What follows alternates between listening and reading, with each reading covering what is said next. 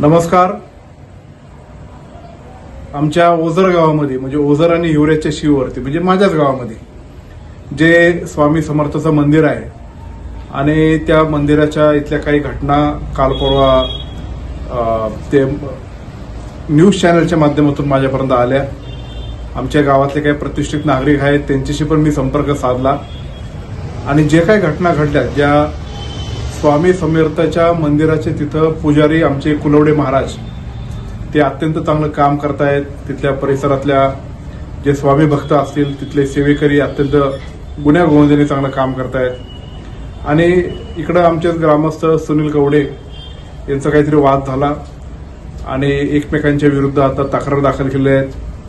त्यामध्ये त्या ट्रस्टचे जे आता अध्यक्ष आहेत गणेश कवडे त्यांचाही सुनील कवडेचा वाद झाला आणि 2 गुन्हे दाखल झाले आहेत. तर निश्चितच माझं या न्यूज चॅनल किंवा आपल्या माध्यमांच्या माध्यमातून सांगणं आहे की सर्व ग्रामस्थांनीही शांततेच्या मार्गाने आपण त्यातून एक चांगला मार्ग काढू. जर ते स्वामी भक्त किंवा स्वामींची सेवा करणारे आमचे पुजारी कुलवडे महाराज यांच्यावर काय जर अत्याचार झाला असेल तर पोलीस प्रशासनाने पण ती निश्चित प्रकारे कायदेशीर दखल घेऊन जे कोणी आरोपी असतील त्यांच्यावर कारवाई केली पाहिजे.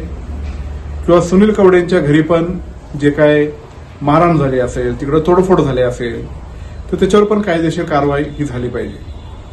जे काही गोष्टी घडल्या असतील त्याच्यामध्ये पोलीस प्रशासनाने कोणालाही पाठीशी घालण्याची गरज नाही. मी नागपूरला अधिवेशनाच्या निमित्ताने आपल्या तालुक्याच्या काही महत्वाचे कामं जे आजपर्यंत आपण केलेत जे काही प्रलंबित आहेत आणि पुढे आपल्याला न्यायचे त्याच्याकरता राज्याचे उपमुख्यमंत्री अजितदादा पवार यांना भेटण्यासाठी आलेलो आहे.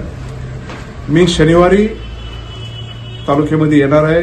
मी आमच्या सर्व ओझर ग्रामस्थ आणि तिथले जे काही कवडे बंधू असतील मग सुनील कवडे असतील गणेश कवडे असतील आमचे कुलवडे महाराज असतील तिथले काही प्रतिष्ठित नागरिक असतील आमच्या गावातले किंवा जे काही नागरिक असतील त्यांच्यावर बसून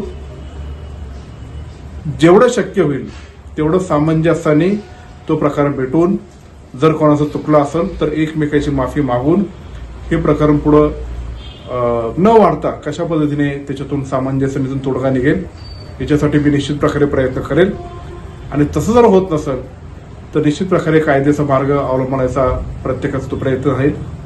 पण जी काही चूक झाली ती ही चूकच आहे आणि अशा चुकीच्या पद्धतीने जर कोण पुढे जात असेल तर त्याच्यावर पोलीस प्रशासनाने मात्र कारवाई केलीच पाहिजे. शेवटी मी पण एक स्वामी भक्त आहे.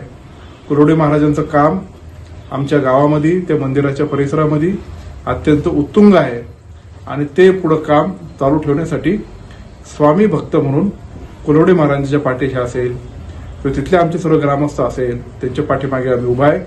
माझी पुन्हा एकदा गावकऱ्यांना आणि सर्वच नागरिकांना विनंती आहे की आपण शांततेच्या मार्गाने पुढे जाऊन ते मंदिर आपल्याला कशा पद्धतीने अजून सुधारवता येईल अजून कशा पद्धतीने आपल्याला मोठं करता येईल यातून आपण मार्ग काढून आपण पुढे जाण्याचा प्रयत्न करूया.